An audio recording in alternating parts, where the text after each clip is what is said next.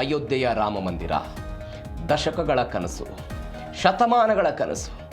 ಅನೇಕ ಜನ ಹೋರಾಟಗಾರರು ಹೋರಾಟ ಮಾಡಿದರು. ಬಾಬರಿ ಮಸೀದಿ ಧ್ವಂಸ ಪ್ರಕರಣ 1991-92. ಇಬ್ಬರು ಸಹೋದರರು ಸೇರಿಕೊಂಡು ಬಾಬರಿ ಮಸೀದಿ ಧ್ವಂಸ ಆಗಿದ್ದು, ಅದಾದ ನಂತರ ಅವರೆಲ್ಲ ಮೃತಪಟ್ಟಿದ್ದು, ಹೋರಾಟಗಳಾಗಿದ್ದು ಎಲ್ಲವೂ ಕೂಡ ಆಯಿತು. ಅನೇಕ ವರ್ಷಗಳಿಂದ ಹೋರಾಟ ಮಾಡಿದ್ದರು. ಶ್ರೀರಾಮ ಜನ್ಮಭೂಮಿಯಾದಂಥ ಅಯೋಧ್ಯೆಯಲ್ಲಿ ಭವ್ಯವಾದ ರಾಮ ಮಂದಿರವನ್ನು ಕಟ್ಟಬೇಕು ಅಂತ ಹೋರಾಟಗಳಾಗಿತ್ತು. ಅದೇ ಕಾರಣಕ್ಕಾಗಿ ಬನಾಯೇಂಗೆ ಮಂದಿರ ಎನ್ನುವಂಥ ಹಾಡು ದೊಡ್ಡ ಮಟ್ಟದಲ್ಲಿ ಎಲ್ಲ ವ್ಯಾಪಕವಾಗಿ ಪ್ರಚಾರ ಆಗಿದ್ದನ್ನು ನೋಡಿದ್ದೀವಿ. ಅದರ ಐತಿಹಾಸಿಕ ಭಾಗವಾಗಿ 2019ರಲ್ಲಿ ಸುಪ್ರೀಂ ಕೋರ್ಟ್ ಆದೇಶ ಕೊಡ್ತು. ಅಯೋಧ್ಯೆಯ 2 ಎಕರೆ ಜಮೀನು ಅಂದರೆ ಭೂಮಿ ಏನಿದೆ, ರಾಮಲಲ್ಲಾನಿಗೆ ಸೇರಿದಂತಹ ಭೂಮಿಯಲ್ಲಿ ಒಂದು ಭವ್ಯವಾದಂತಹ ರಾಮ ಮಂದಿರ ತಲೆ ಎತ್ತೋದಕ್ಕೆ ಅವಕಾಶವನ್ನು ಮಾಡಿಕೊಡ್ತು. ಅದಾದ ನಂತರ ಕೇಂದ್ರ ಸರ್ಕಾರ ಅದಕ್ಕೊಂದು ಟ್ರಸ್ಟನ್ನು ಕೂಡ ನೇಮಕ ಮಾಡಿತು. ಆ ಟ್ರಸ್ಟ್ಗೆ ಕೆಲವೊಂದಿಷ್ಟು ಜನ ಸದಸ್ಯರನ್ನು ನೇಮಕ ಮಾಡಲಾಯಿತು. ಎಲ್ಲವೂ ಕೂಡ ಆಯಿತು. ಅದಾದ ನಂತರ ಜನವರಿ 22 ಅಂದರೆ ಲೋಕಸಭಾ ಚುನಾವಣೆಗೆ ಮೊದಲು 2023ರಲ್ಲಿ ಭವ್ಯವಾದಂತಹ ರಾಮ ಮಂದಿರ ಲೋಕಾರ್ಪಣೆ ಆಯಿತು. ಈ ಲೋಕಾರ್ಪಣೆ ಆದ ನಂತರ ಇವತ್ತು ಅಲ್ಲಿಂದ ಬರ್ತಾ ಇರುವಂತಹ ಸುದ್ದಿಗಳು ಅನೇಕ ರಾಮ ಭಕ್ತರನ್ನು ಅಕ್ಷರಶಃ ಘಾಸಿಗೊಳಿಸಿವೆ. ಅನೇಕ ದಿನಗಳಿಂದ ಚರ್ಚೆ ಆಗ್ತಾ ಇರುವಂತಹ ವಿಚಾರ, ರಾಮ ಮಂದಿರದ ಈ ದೇಣಿಗೆ ಹಣ ಲೂಟಿ ಆಗ್ತಾ ಇದೆ, ಕಳ್ಳತನ ಆಗ್ತಾ ಇದೆ ಅಂತ.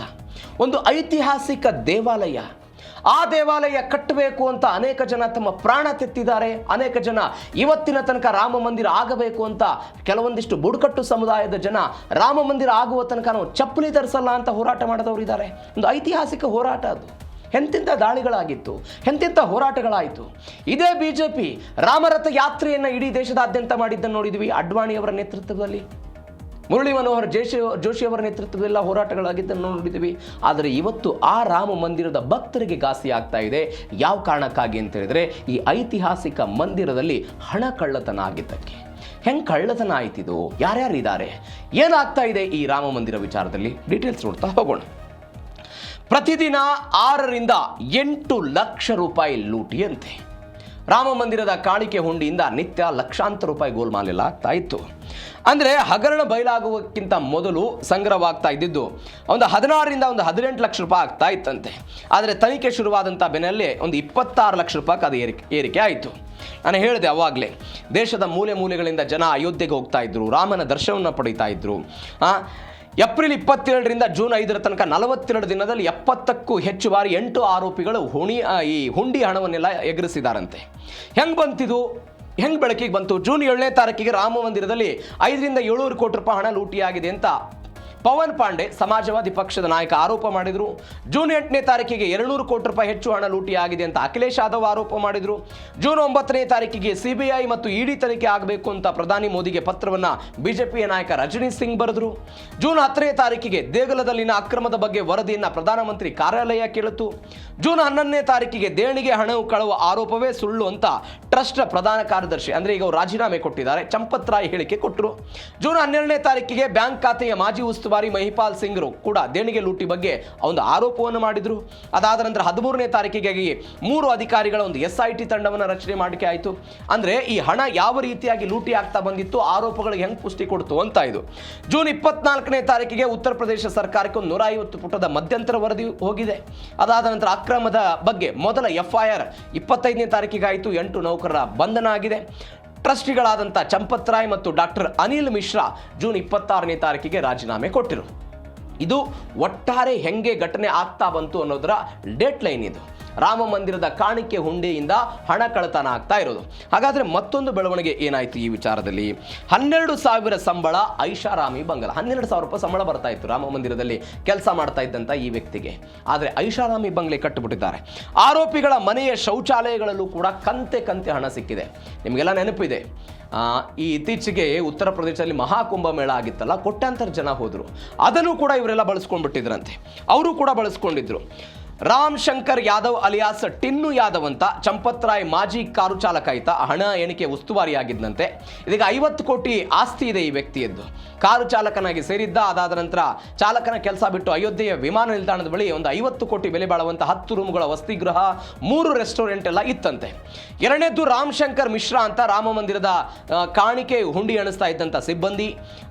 ಅನುಕಲ್ಪ ಮಿಶ್ರಾ, ರಾಮಶಂಕರ್ ಮಿಶ್ರಾ ಮಗ, ಹುಣಿಕೆ ಎಣಿಕೆಯ ನೌಕರ, 20,000 ರೂಪಾಯಿ ಸಂಬಳ ಪಡೆದವನ ಬಳಿ ಇದೀಗ ಪ್ಲಾಟ್ ಇದೆ, 65 ಲಕ್ಷ ರೂಪಾಯಿದ್ದು. ಇದು ಗಮನಿಸಬೇಕಾದ ಸಂಗತಿ. ಒಂದು ಫಾರ್ಮ್ ಹೌಸ್ ಅನ್ನು ಕೂಡ ಇದನ್ನೆಲ್ಲ ನಿರ್ಮಾಣ ಮಾಡಿದ್ದಾನೆ.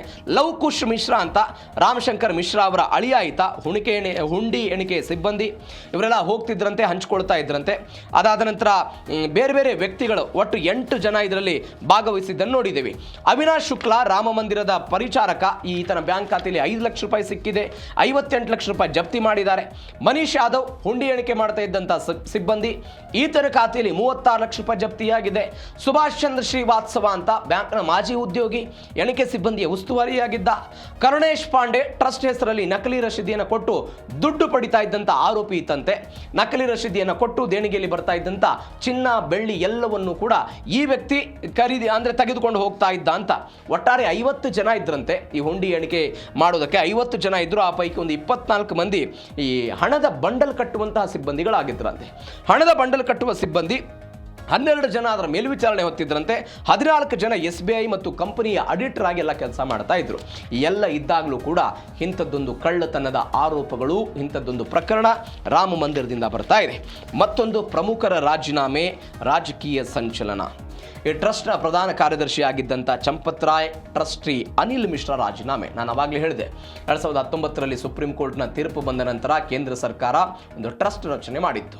ಅದಕ್ಕೆ ವಿಶ್ವ ಹಿಂದೂ ಪರಿಷತ್ನ ಚಂಪತ್ ರಾಯ್ ಅವರನ್ನು ಟ್ರಸ್ಟ್ನ ಪ್ರಧಾನ ಕಾರ್ಯದರ್ಶಿಯಾಗಿ ನೇಮಕ ಮಾಡಲಾಗಿತ್ತು. ಟ್ರಸ್ಟ್ನ ಪ್ರಧಾನ ಕಾರ್ಯದರ್ಶಿಯಾಗೆಲ್ಲ ಕೆಲಸವನ್ನು ಮಾಡ್ತಾ ಇದ್ರು. ಈಗ ಅವರೆಲ್ಲ ರಾಜೀನಾಮೆ ಕೊಟ್ಟರು. ಡಾಕ್ಟರ್ ಅನಿಲ್ ಮಿಶ್ರಾ ಜೂನ್ 27ನೇ ತಾರೀಕಿಗೆ ರಾಜೀನಾಮೆ ಕೊಟ್ಟಿದ್ದಾರೆ. ಈಗ ಒಂದು ಜುಲೈ 6ನೇ ತಾರೀಕಿಗೆ, ಅಂದರೆ ನಾಳೆ ಬಿಟ್ಟು ನಾಡಿದ್ದು ಒಂದು ಸಭೆ ಕರೆದಿದ್ದಾರೆ. ಈ ಟ್ರಸ್ಟ್ನ ಬೈಲಾದ ಪ್ರಕಾರ ಒಂದು ನಿಯಮ ಇದೆ. ಏನು ಬೈಲಾದ ಪ್ರಕಾರ ನಿಯಮ? ಈ ರಾಜೀನಾಮೆಗಳನ್ನು ಅಂಗೀಕಾರ ಆಗಬೇಕು ಅಂತ ಹೇಳಿದರೆ ಆ ಟ್ರಸ್ಟ್ನ ಒಟ್ಟಾರೆ ಸದಸ್ಯರ 3/2 ಬಹುಮತದ ಅವಶ್ಯಕತೆ ಇರುತ್ತೆ. ಬಹುಮತ ಸಾಬೀತಾದರೆ, ಅಂದರೆ ಬಹುಮತ ಇದ್ದರೆ ಮಾತ್ರ ಈ ರಾಜೀನಾಮೆ ಅಂಗೀಕಾರ ಆಗುತ್ತೆ.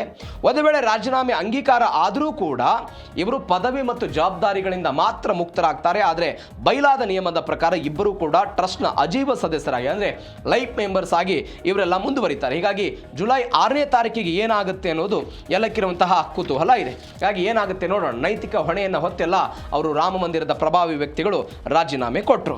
ಮತ್ತೊಂದು ಕಡೆ ಬದರಿನಾಥಕ್ಕೂ ಕೂಡ ಈ ಲೂಟಿಯ ನಂಟು. ಯಾವಾಗ ಅಯೋಧ್ಯೆ ರಾಮ ಮಂದಿರದ ಬಗ್ಗೆ ಇಂಥ ಆರೋಪಗಳೆಲ್ಲ ಬಂತಲ್ಲ, ಅಲ್ಲಿ ಕಳ್ಳತನ ಆಗ್ತಾ, ಮಂದಿರದ ಬಗ್ಗೆ ಅಂತಲ್ಲ, ಮಂದಿರದಲ್ಲಿ ಇದ್ದಂಥ ಸಿಬ್ಬಂದಿಗಳು ಈ ರೀತಿಯಾಗಿ ಕಳ್ಳತನ ಆಗಿದೆ. ಭಕ್ತರ ಹಣ ಅರಿಯದು ಭಕ್ತಿಯ ಮುಖಾಂತರ ಕೊಟ್ಟಿರ್ತಾರೆ. ಭಕ್ತಿಯ ಮುಖಾಂತರ ಬಂದಂಥ ಹಣ ಲೂಟಿ ಆಗುತ್ತೆ ಅಂತೇಳಿ ಸಹಜವಾಗಿ ಅಸಮಾಧಾನ. ಇದೀಗ ಬದರಿನಾಥಕ್ಕೂ ಕೂಡ ಇದೆಲ್ಲ ಬಂದಿದೆ. ಅಯೋಧ್ಯೆಯ ಬೆನ್ನಲ್ಲಿ ವಿಶ್ವ ಪ್ರಸಿದ್ಧ ಬದರಿನಾಥ್ ದೇಗುಲಕ್ಕೂ ಕೂಡ ಇದೆಲ್ಲ ಬಂತು. ಹೆಂಗೆ? ಹಿಂದುತ್ವ ಪರ ಸಂಘಟನೆಯಾದಂತಹ ಭೈರವ ಸೇನಾ ಸಂಘಟನೆಯ ಸಂಸ್ಥಾಪಕ ಸಂದೀಪ್ ಕತ್ರಿ ಅವರು ಬದರಿನಾಥ್ ಕೇದಾರನಾಥ್ ದೇವಾಲಯ ಸಮಿತಿ ಮುಖ್ಯ ಕಾರ್ಯನಿರ್ವಹಣಾ ಅಧಿಕಾರಿಗೆ ಒಂದು ಲಿಖಿತ ದೂರು ಕೊಟ್ಟರು.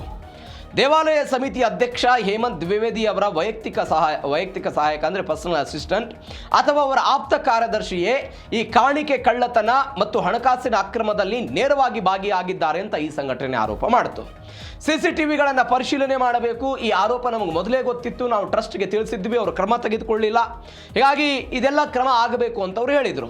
ಇದೀಗ ಏನು ಮಾಡ್ತು ಬದ್ರಿನಾಥ್ ಕೇದಾರನಾಥ್ ದೇವಾಲಯ ಸಮಿತಿ ಅಧ್ಯಕ್ಷರು ಶುಕ್ರವಾರ, ಅಂದರೆ ನಿನ್ನೆ, ತಕ್ಷಣವೇ ಒಂದು ಸತ್ಯ ಶೋಧನಾ ತನಿಖಾ ಸಮಿತಿಯನ್ನು ರಚನೆ ಮಾಡೋದಕ್ಕೆಲ್ಲ ಆದೇಶ ಕೊಟ್ಟಿದ್ದಾರೆ. ಯಾರ್ಯಾರ ವಿರುದ್ಧ ಏನು ಆರೋಪಗಳು ಬಂದಿದೆ ಅವ್ರಿಗೊಂದು ಶೋಕಾಸ್ ನೋಟಿಸ್ ಜಾರಿ ಕೂಡ ಆಗಿದೆ. ಇದು ಅಯೋಧ್ಯೆಯಿಂದ ಬದರಿನಾಥ್ಗೆ ಶಿಫ್ಟ್ ಆದಂಥ ವಿಚಾರ. ಮತ್ತೊಂದು ಬೆಳವಣಿಗೆ, RSS ಪ್ರತಿಕ್ರಿಯೆ ಕೊಟ್ಟಿದೆ ಮತ್ತು ಭಕ್ತರ ಆಕ್ರೋಶ ಇದೆ. ಅಂದರೆ ಈ ಪ್ರಕರಣ ದೊಡ್ಡ ಮಟ್ಟದಲ್ಲಿ ಸಂಚಲನಕ್ಕೆ ಕಾರಣ ಆದಂತಹ ಸಮಯದಲ್ಲಿ ಪರ ವಿರೋಧ ಚರ್ಚೆಗಳೆಲ್ಲ ಬಂತು.